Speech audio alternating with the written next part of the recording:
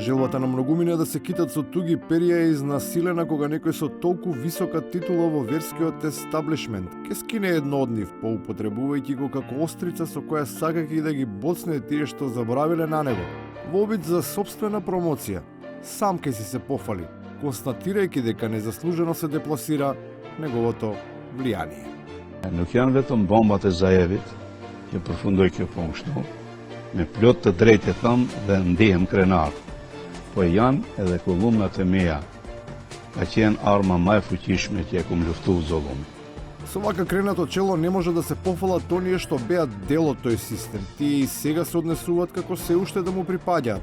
Па не баре не ги виделе нивните првенци како кочоперно по светските медиуми се расфрлаа со контроверзни и чувствителни тези кои директно ја засегаат еднината. Наместо претходно да им укажат да ги приверат јазиците во марксистичко-ленинистички стил, постфестум им упатуваат само пријателска забелешка. Тоа што сметам дека е клjuč за успехот на овој процес е дебатата да не се одвива преку медиуми. Преговорите да не се одвиваат во јавност.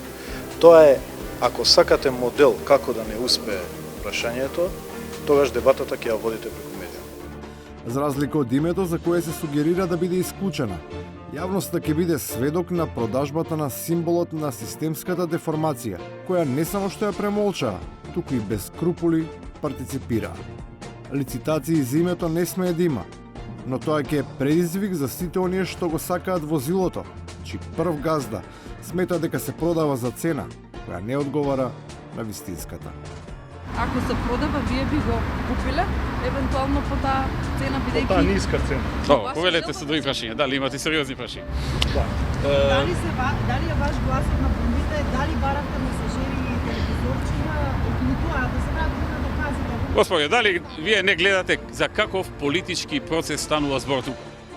Какви се тие политички процеси кога ниту во 9-тиот месец власта не успева да се ослободи од бремето и да расчисти со најголемите апологети на режимот, со пропагандистите кои го кршеа ребетот на јавноста, неоправдано правдајќи се дека реизборот на стариот директор на јавниот сервис не е нивна надлежност, иако во своите раце располагаат со парламентарното мнозинство.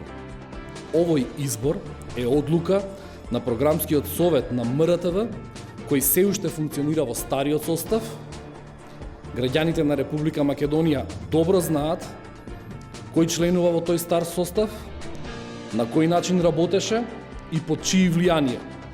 На бурните реакции од јавноста за потезите кои зачудуваат и револтираат се користат излитени форми на комуникација, со кои жаргонски се укажува на огромниот товар кој го носат на сопствените плеки, со поценувачки однос кон секој што се обидува да укаже и да ги нотира евидентните грешки во тактиката. Лесно е да се седи на трибините. На трибините, од трибините изгледа све лесно.